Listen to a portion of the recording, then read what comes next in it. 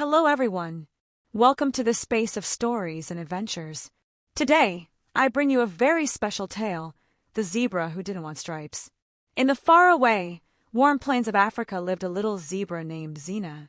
Zina was different from the other zebras, not physically of course, because she had the same long legs, the same soft muzzle, and the same big, bright eyes.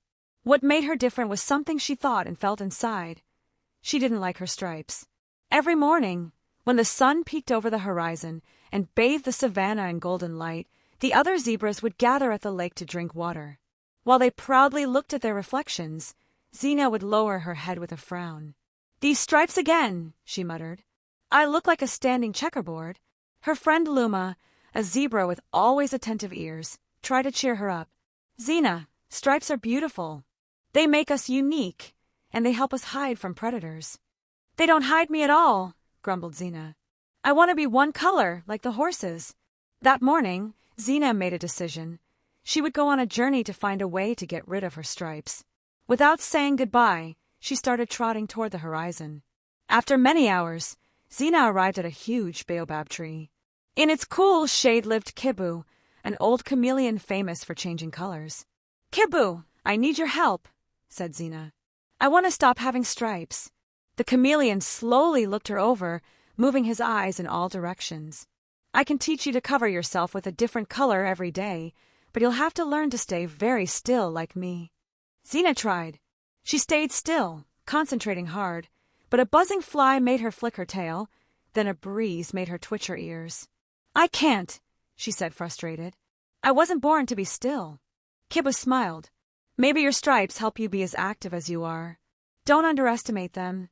But Zina didn't want to listen and kept going. Further along, the sun was setting, and Zina found a river so calm it looked like a liquid mirror. There lived Awa, an elegant and wise white heron. "Awa, can you help me become as white as you?" The heron replied softly, "I could cover you with white mud from the riverbank, but—" "Perfect!" interrupted Zina excitedly. They spent the afternoon covering Zina with mud until her stripes disappeared beneath the white. Zina looked at herself in the river's reflection, finally completely white. "Now I look like a horse," she said proudly.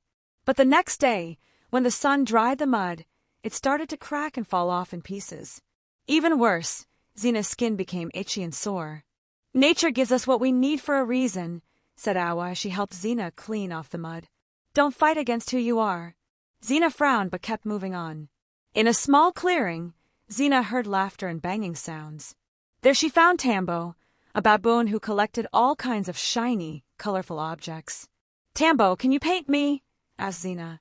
"I want to be one solid color, like red or blue." "Of course," shouted Tambo. "I have flower pigments, colored clay, even fruit juice." After hours of work, Zina was covered in bright red, like the sunset.